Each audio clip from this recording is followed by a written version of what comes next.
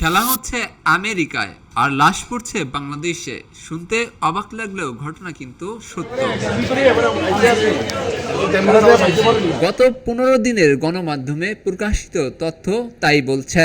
Brazil আর্জেন্টিনার সমর্থকদের মধ্যে দেশের বিভিন্ন জেলায় একাধিক সংঘর্ষ ও দুর্ঘটনার ঘটনা ঘটেছে। এ সময় অন্তত 3টি বড় সংঘর্ষের ঘটনা ঘটে। এসব ঘটনায় প্রায় 50 থেকে 70 জন আহত হয়েছেন, পাশাপাশি নিহত হয়েছেন 3 জন। এসব ঘটনার মধ্যে সবচেয়ে বড় সংঘর্ষের ঘটনা ঘটে হবিগঞ্জের সদর এলাকায়। গত 3 জুন ব্রাজিল ও আর্জেন্টিনার সমর্থকদের মধ্যে একটি প্রীতি ফুটবল ম্যাচকে কেন্দ্র করে উত্তেজনা ছড়িয়ে পড়ে। পরে পরিস্থিতি ধাওয়া পাল্টা ধাওয়া ও ইটপাটকেল নিক্ষেপের রূপ নেয়। এতে অন্তত 25 জনেরও বেশি আহত হন বলে স্থানীয় সূত্র জানিয়েছে। এর কয়েকদিন পর চট্টগ্রামের লোহাগড়ায় লিওনেল মেসিকে নিয়ে ব্যঙ্গচিত্র সংবলিত একটি ব্যানার টানানোকে কেন্দ্র করে দুই পক্ষের সমর্থকদের মধ্যে উত্তেজনা ছড়িয়ে পড়ে। এক পর্যায়ে তা সংঘর্ষে রূপ নেয়। এতে অন্তত 4 জন আহত হন। এছাড়াও দেশের বিভিন্ন এলাকায় পতাকা টানানো, ব্যানার স্থাপন এবং দলীয় সমর্থনকে কেন্দ্র করে ছোটখাটো উত্তেজনা ও হাতাহাতির ঘটনা ঘটেছে।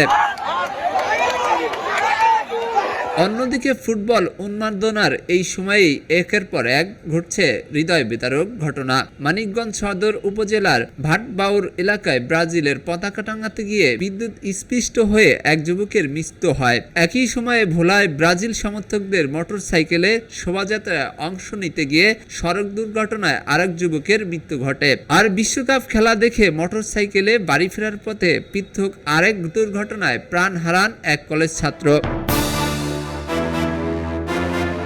বিশেষজ্ঞদের মতে ফুটবল আবেগের খেলা হলেও সেই আবেগ যদি নিয়ন্ত্রণহীন হয়ে যায় তবে তা সহিংসতা ও প্রাণহানির কারণ হতে পারে। তাই আনন্দকে নিরাপদ রাখতে প্রয়োজন সচেতনতা, সংযম এবং দায়িত্বশীল আচরণ।